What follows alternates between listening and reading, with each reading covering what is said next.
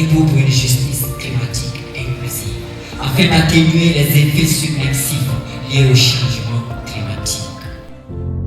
11,7 milliards de dollars, c'est le montant du financement climat international reçu par les pays de l'Afrique de l'Ouest Sahel entre 2013 et 2019, selon le rapport sur le financement climat en Afrique de l'Ouest publié par Oxfam International en septembre 2022. Il en ressort que ce financement ne couvre que 12,7% des besoins en le comparant avec les besoins déclarés par les pays dans leur contribution déterminée au niveau national, en abrégé CDN. Pour les pays du Sahel, dont le Burkina Faso, il existe un écart de 82% entre les besoins d'adaptation déclarés et le financement de l'adaptation fourni. C'est dans cette optique que la Conférence nationale des jeunes sur le climat et les ODD en 2023, en prélude de la COP28 à Dubaï, se dresse sous le thème de l'ambition à l'action. Quelle contribution de la jeunesse pour relever les défis du financement de l'urgence climatique?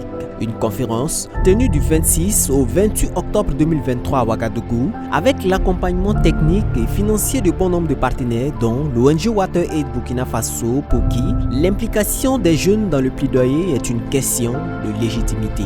Et c'est pour ça effectivement que WaterAid s'est engagé à accompagner la CONAGEC, la Coordination nationale des jeunes pour l'environnement et le climat, mais aussi le PNJBE qui est le Parlement national de la jeunesse pour l'eau et l'assainissement, qui sont des organisations de jeunes et qui travaillent sur le climat, qui travaillent également sur l'accès à l'eau potable, l'hygiène et l'assainissement, pour qu'ils puissent mieux se préparer et avoir une participation efficace et efficiente à la conférence internationale sur le climat organisée par les Nations Unies, qui se tient effectivement à Dubaï. Et au regard des enjeux qu'il y a autour donc, du changement climatique et tous les défis autour de ce phénomène, je pense que préparer la jeunesse à être donc à l'avant-garde de la lutte contre le changement climatique est fondamental pour nous, WaterAid, si nous voulons vraiment bâtir une stratégie durable donc, pour réduire donc, les effets du changement climatique sur le développement en général du Burkina Faso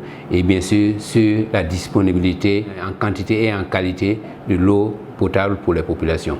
Ponctuée par une cérémonie officielle et une conférence introductive, cette conférence était aussi jalonnée de plusieurs panels et des travaux de groupe autour du thème principal.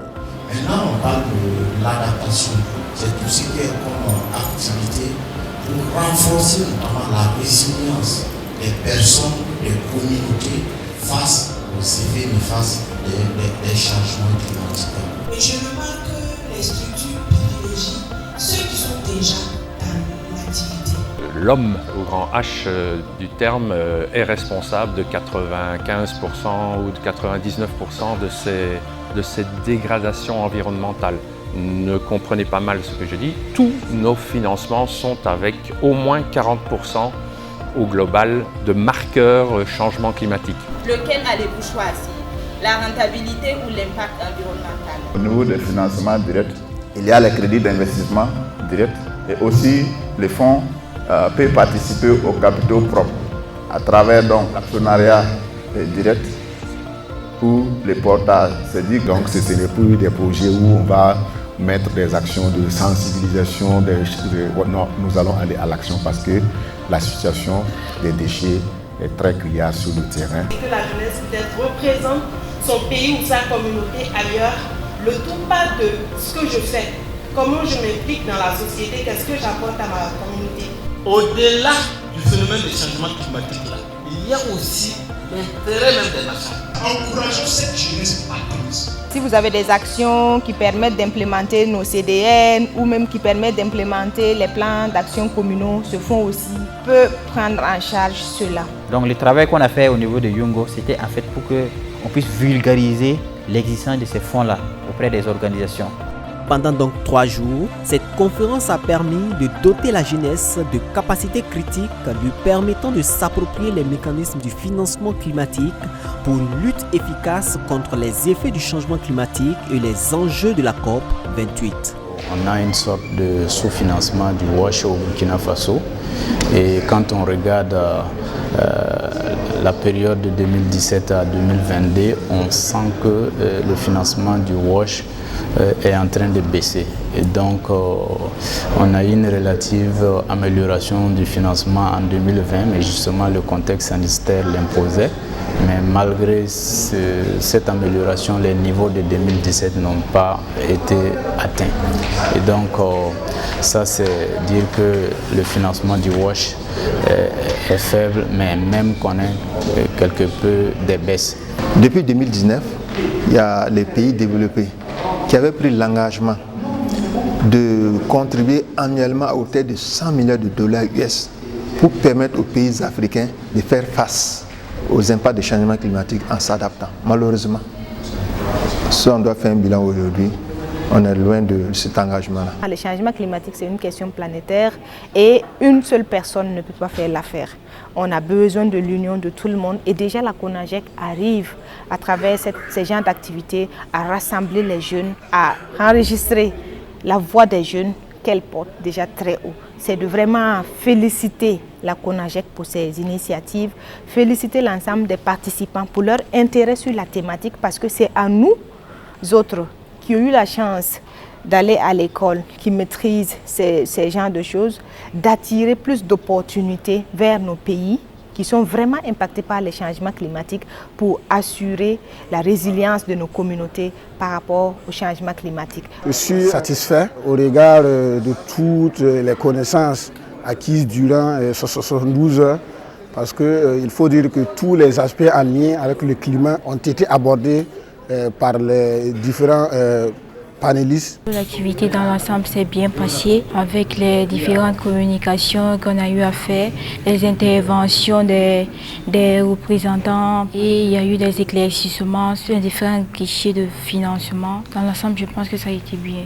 C'est plus de 50 organisations de jeunes qui sont représentées à cette activité et c'est inédit, ça n'arrive pas souvent. L'objectif qui est donc de mobiliser les jeunes, qui est d'amener les jeunes vers une voie unique. Nous pensons en tout cas que nous avons atteint les objectifs. L'activité déjà a été soutenue par un certain nombre de partenaires. Il y a l'ambassade des Pays-Bas au Burkina Faso, il y a Oxfam, il y a EYC, il y a le FIE, il y a le FVDS, mais il y a également surtout WaterAid qui est également à sa deuxième fois de nous accompagner dans cette initiative parce que l'année passée ils étaient là, cette année ils ont bien voulu également en tout cas nous accompagner dans cette initiative et la particularité de leur soutien c'est qu'ils sont restés pendant tous ces 3 jours à nos côtés pour voir comment est-ce que ça se passe et ça nous va droit au cœur. À cette conférence nationale des jeunes sur le climat et les objectifs de développement durable, WaterAid voudrait parler aux jeunes, voudrait dire aux jeunes effectivement qu'ils ont eu raison de faire une telle conférence, leur dire merci pour leur engagement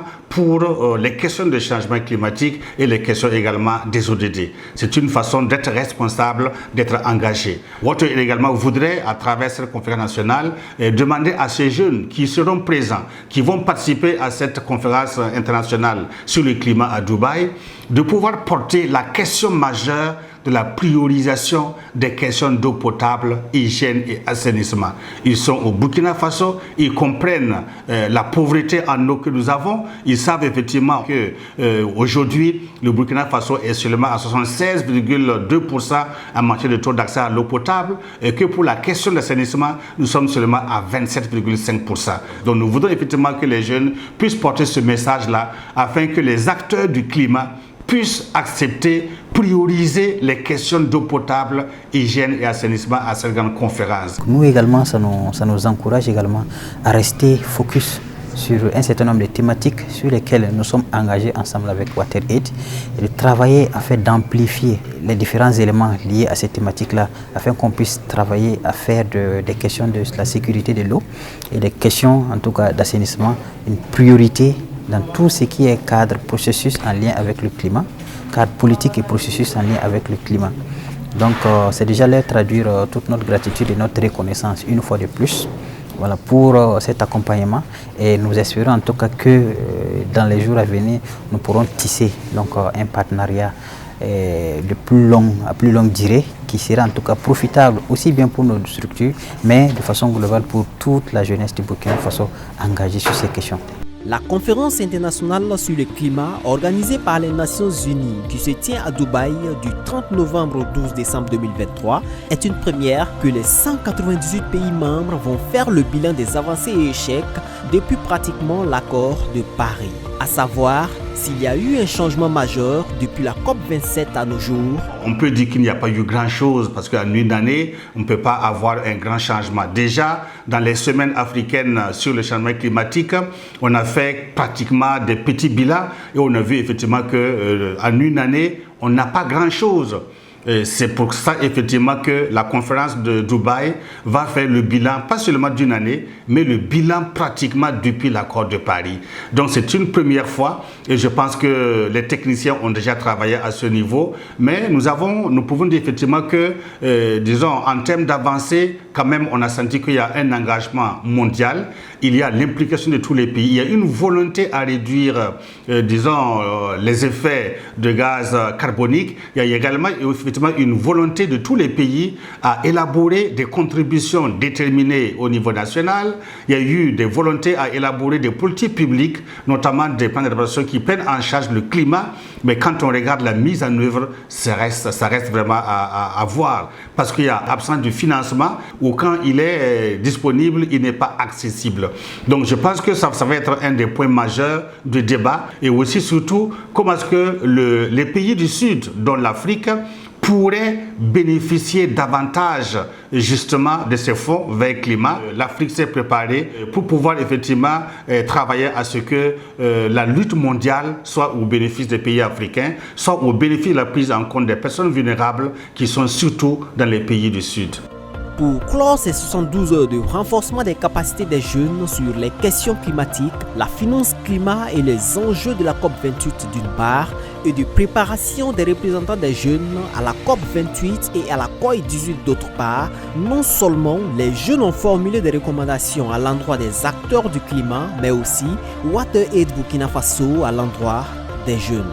À l'endroit du gouvernement, nous exhortons le gouvernement à impliquer davantage les jeunes dans l'élaboration, l'adoption et la mise en œuvre des politiques et programmes environnementaux et climatiques. Nous exigeons à la communauté internationale de respecter son engagement sur le principe du payeur.